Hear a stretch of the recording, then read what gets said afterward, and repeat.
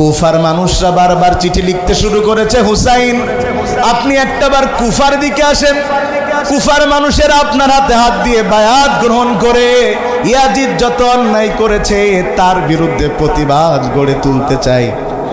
হযরতে হুসাইন যাওয়ার আগে সাহাবাই কেরামদেরকে নিয়ে একটা মাশওয়ারা মিটিং ডাকলেন। সাহাবাই কেরাম হাজির হয়ে বলল, হুসাইন তুমি যেতে পারো, তবে একটা কারণে আমরা যেতে নিষেধ করি। কারণ কুফার মানুষ বড় বেঈমান। কুফার মানুষের স্বভাব হলো সামনে আগায়া দিয়া পিছন দিয়ে দৌড় মারে। কুফার মানুষের স্বভাব কি? সামনে আগায়া দিয়ে পিছন দিয়ে দৌড় মারে। সেই হুজুর একজন নবমুসলিম বক্তা ছিল, উনি ওয়াজ করতেছেন, যিনি শ্বশুর বাড়ি গিয়েছে। শালি বলল যে দুলা ভাই গাছে কি উঠতে পারেন? কাঁঠাল খাওয়া লাগে। তা বলতেছে মই দিলে উঠতে পারি। শালিরা মই এনেছে, এনে দুলা ভাইয়ের গাছে তুললেছে হুজুরির। কিছুক্ষণ পরে মই সরিয়ে নিয়ে চলে গেছে। দুলা ভাই বলছে এখন নামবো কি করে? বলছে আগে 1000 টাকা ফেলো, তারপরে মইটা দেবো। কথা কি শুনতেছেন নাকি আপনারা? এই যে মই দেওয়ার পরে মই কেড়ে নেয়া, এই স্বভাব হলো কুফার মানুষের। এই কুফার মানুষ একইভাবে তোমার আব্বার সাথেও মুনাফিকি করেছে। হযরত আলীকে হত্যার পিছনে ষড়যন্ত্র করেছে কুফার লোকেরা। তুমি কুফার লোকের উপরে বিশ্বাস করবা? তখন হযরত হুসাইন বলছে, আমার কাছে 90,000-এর মতো চিঠি এসেছে, আর আমি আল্লাহর রাসূলের নাতি হয়ে মাজলুমদের কথায় সাড়া না দিয়ে ঘরে বসে থাকতে পারি না। আমি রওনা দিব, তাদের হাতে আমি বায়াত গ্রহণ করব, অথবা আমি ইয়াজিদকে সরাসরি দ্বীনের ব্যাপারে সেখান থেকে বোঝানোর চেষ্টা করব। রওনা দিয়েছেন সাথে 72 জন মানুষ। সব পরিবারের সদস্য, শিশু বাচ্চা আছে, নারী আছে, যুবক আছে, হযরতে হুসাইন আছেন। রওনা যখন দিয়েছে এই খবর চলে গেছে ইয়াজিদের বাহিনীর কাছে। ইয়াজিদ এবার তার গোয়েন্দা বাহিনীকে 3টা ভাগে ভাগ করে ফেলেছে। হযরত হুসাইন যেন তার পথটাকে ঘুরায়া অন্য পথের মধ্যে প্রবেশ করে কুফাতে প্রবেশ করতে না পারে। কারণ কুফাতে প্রবেশ যদি একবার করে ফেলে, কুফার মানুষেরা হযরত হুসাইনকে দেখে কেউ আর ঘরে থাকবে না। তারা ঘর থেকে নেমে আসবে, হুসাইনের হাতে বায়াত হবে, হুসাইনকে খলিফা মেনে নেবে। বড় ভয় তার মধ্যে। তার গোয়েন্দা বাহিনীকে 3 ভাগে ভাগ করলো। গোয়েন্দা বাহিনী, এটার একটা লম্বা আলোচনা আছে, সেদিকে গেলে মূল পয়েন্ট হারিয়ে যাবে। গোয়েন্দা বাহিনী ছক করে হযরত হুসাইনকে কৌশল করে এমন এক জায়গাতে নিয়ে গেছে যেটার সামনের নদী, পিছন দিক দিয়ে তারা ঘেরাও করে ফেলেছে। বন্ধুগণ আমার, হযরত হুসাইন কারবালার ময়দানে আল্লাহ রাসূল একদিন হযরত হুসাইনকে কোলের ওপরে নিয়ে চুমা খাচ্ছেন। একমাত্র ব্যক্তি হযরত হুসাইন, যার শরীরের এমন কোনো জায়গা নাই যেই জায়গাতে আমার নবী চুমু খায় নাই। সুবহানাল্লাহ, সুবহানাল্লাহ। বরং বলেছে কি, আমার হুসাইনকে যে কষ্ট দেয় সে আমাকে কষ্ট দেয়।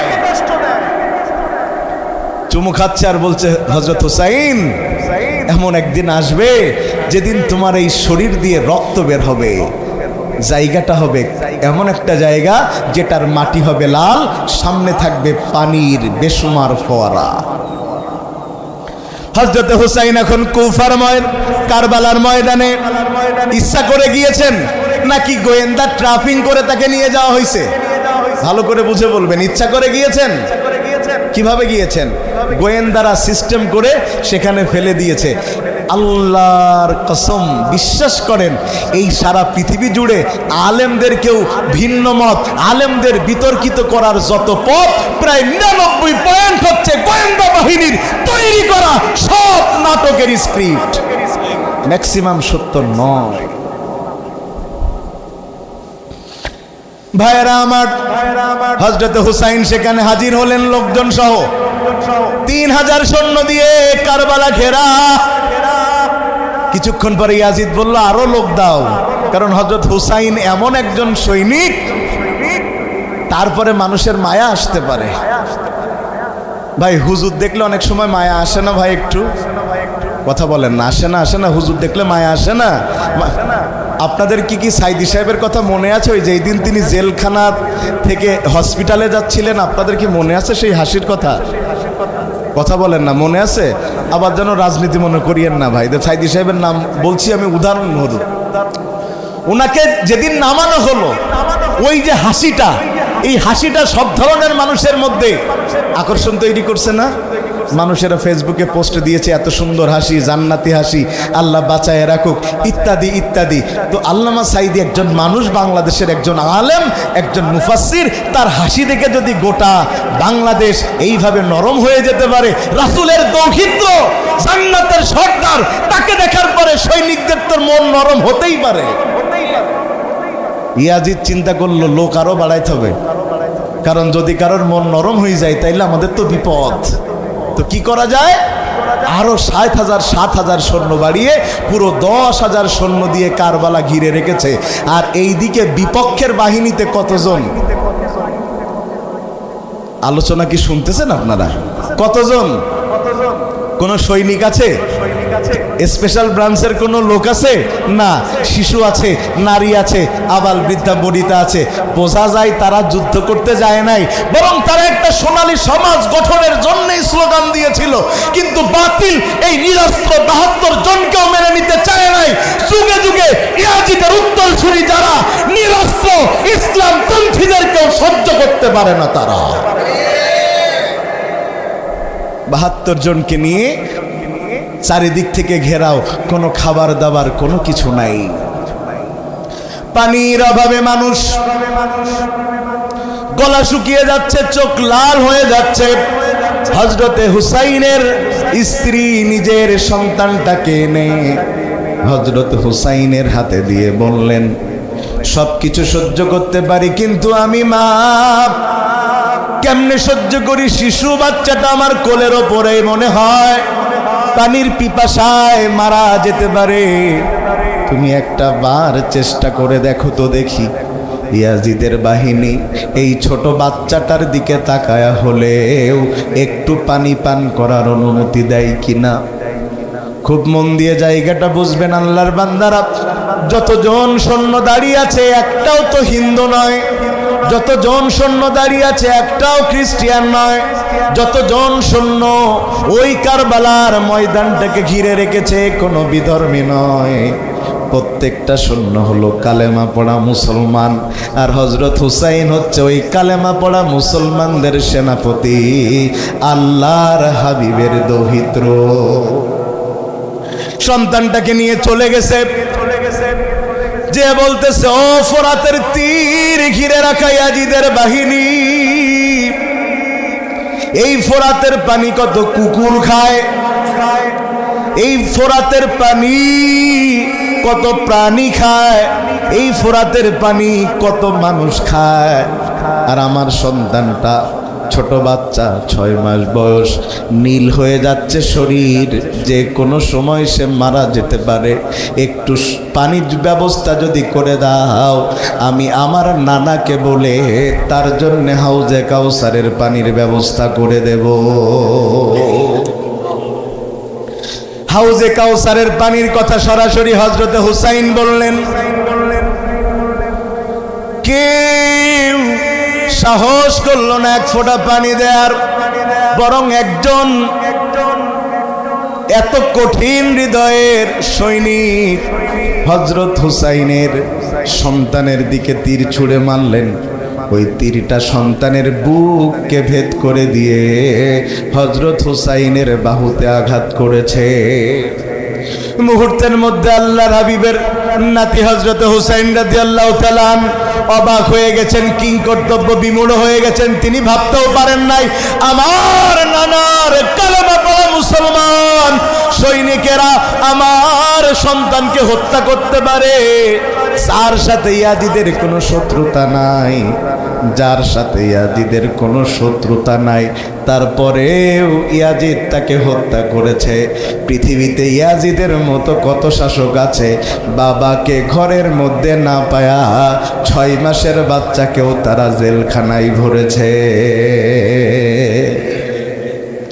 বাপরে পাই নাই, বাড়ি যেয়ে দেখতেছে বাপ নাই। বাপ তো জানে পুলিশ আসবে রাতের বেলা, বাড়ি নাই, বাপ চলে গেছে। 6 মাসের বাচ্চাটাকে ধরে নিয়ে গেছে। কেন জানেন? এই বাচ্চা ধরে নিয়ে গেলে ওর বাপ সন্তানের টানে হলেও থানায় হাজির হবে।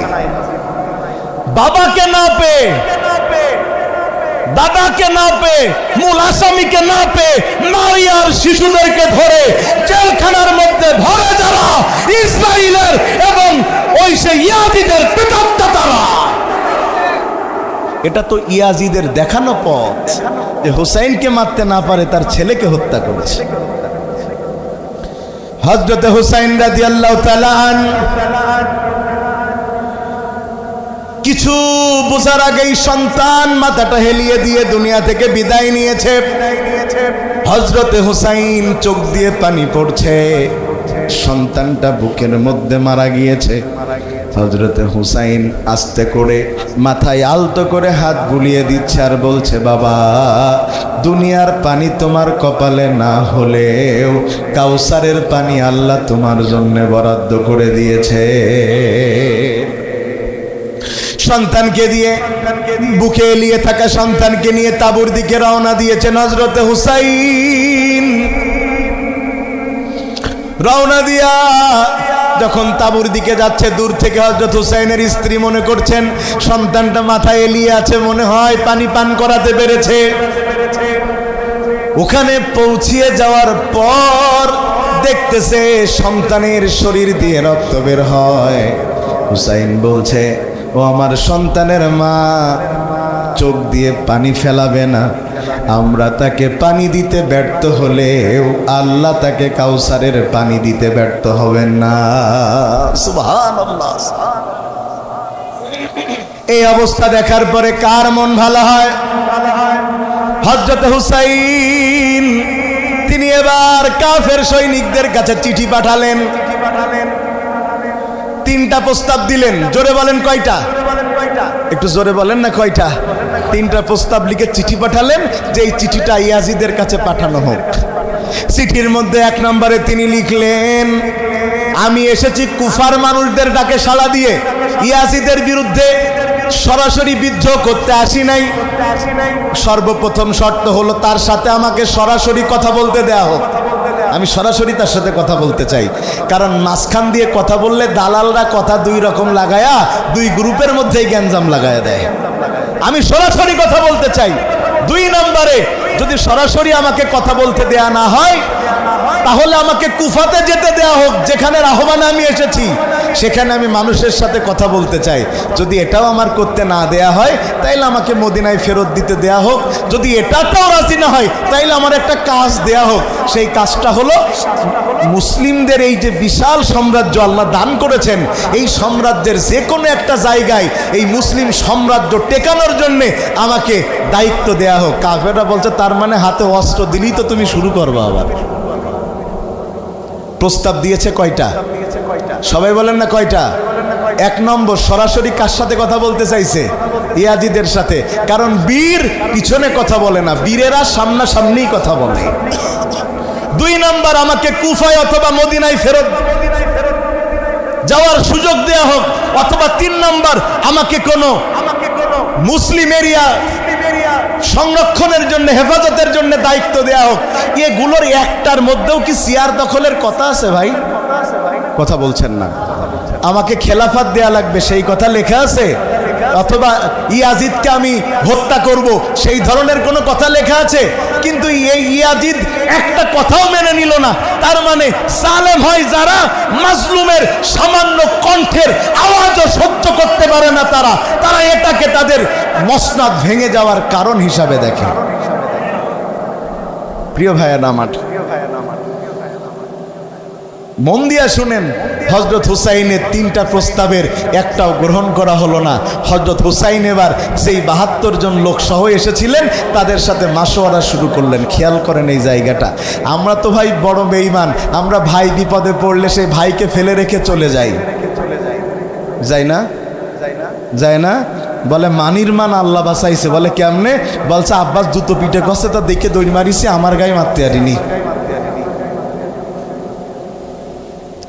আমরা মানুষের বিপদ দেখলে চলে যাই, কিন্তু ইন্নামাল মুমিনুনা ইখওয়া, এই যে মোমেনরা একে অপরের ভাই। মোমেন একজন মোমেন আর একজন মোমেনকে ময়দানে ছেড়ে রেখে চলে যেতে পারে না। ইয়ারমুকের যুদ্ধের ওই ঘটনাটা দেখেন। সবচাইতে যেই যুদ্ধে বেশি সাহাবী মারা গিয়েছেন সেই যুদ্ধের নাম হচ্ছে ইয়ারমুকের যুদ্ধ। হাফেজ সাহাবী বেশি মারা গিয়েছে, 70 জন। ভাইয়েরা আমার, কিছু মানুষ আহত হয়ে পড়ে আছে, পানি পানি করে চিৎকার করছে। একজন সাহাবী সেখানে গেলেন, প্রথম যাকে পেয়েছেন তার মুখে পানি তুলে দিতে যাবেন, এমন সময় পাশ থেকে আর একজন পানি পানি করে চিৎকার করেছে। তখন এই প্রায় মারা যাবে যাবে ভাব এমন আহত সাহাবী যুদ্ধের ময়দানে সে বলছে, পানি আমার চাইতে মনে হয় আমার ভাইয়ের বেশি প্রয়োজন, আমাকে না দিয়ে তাকে দাও। সুবহানাল্লাহ বললেন না রে ভাই, নিজে মারা যাচ্ছে পানির অভাবে, সে পানি খাইতে যাচ্ছে, তার মুখের কাছে পানি নিয়ে যাওয়া হয়েছে, পাশ থেকে আর একজন পানি পানি করেছে, তখন সে বলছে পানি আমাকে না দিয়ে পানি আমার ভাইকে দাও। তার কাছে যখন পানি নিয়ে যাওয়া হয়েছে, পাশ থেকে আর একজন পানি পানি করেছে, এইভাবে কয়েকজন পানি পানি করেছে, তাদের কাছে পানি নিয়ে যাওয়া হয়েছে। সর্বশেষ ব্যক্তির কাছে পানি নিয়ে যাওয়ার পরে দেখা গেল সে লোকটা মারা গেছে। এবার তিনি চিন্তা করলেন, তাইলে আগের জন যিনি চেয়েছিলেন তার কাছে নিয়ে যায়। এসে দেখেন তিনিও মারা গিয়েছেন, 5 জন হাফেজ সাহাবী মারা গিয়েছেন। কিন্তু একটু পানি পান করলে হয়তো বেঁচে যেত, কিন্তু নিজের মৃত্যুকে গ্রহণ করেছেন, অন্য ভাইয়ের হক তারা নষ্ট করেন নাই। সুবহানাল্লাহ, মৃত্যুকে বেছে নিয়েছেন কিন্তু অন্য ভাইয়ের হক নষ্ট করেন নাই। আর আমরা আমাদের ভাইকে ঠকাই, আমরা আমাদের বোনকে ঠকাই। আমরা বাপ যদি জায়গা জমি জীবদ্দশায় লিখে দেয়, ওই বাপের আর ভাত দেয় না। কথা ঠিক না বলেন? যেই বাপ মানুষ করলো, মানুষকে ঠকায়। আমরা যে বলি আমরা দিনী ভাই, আমাদের মধ্যে এই রুহানিয়াত উঠে যাচ্ছে, আমাদের মধ্যে এই রুহানিয়াত উঠে যাচ্ছে, আমাদের মধ্যে এই রুহানিয়াত উঠে যাচ্ছে। আমার দিনী ভাই মানে আমার রক্তের ভাই যদি বেঈমান হয়, আমার সেই ভাইয়ের চাইতে আমার দিনী ভাই আমার বেশি আপন। আমার দিনী ভাই আমার রক্তের ভাইয়ের চাইতে বেশি আপন। আমার রক্তের ভাই যদি দিন না বোঝে, আমার সেই ভাইয়ের চাইতে দিন বোঝা ভাই আমার বেশি আপন। কিন্তু আজকে ইসলাম মানা মানুষেরাও আজকে সেই রুহানিয়াত হারিয়ে ফেলছে। রাগ করলেন নাকি ভাই আপনারা?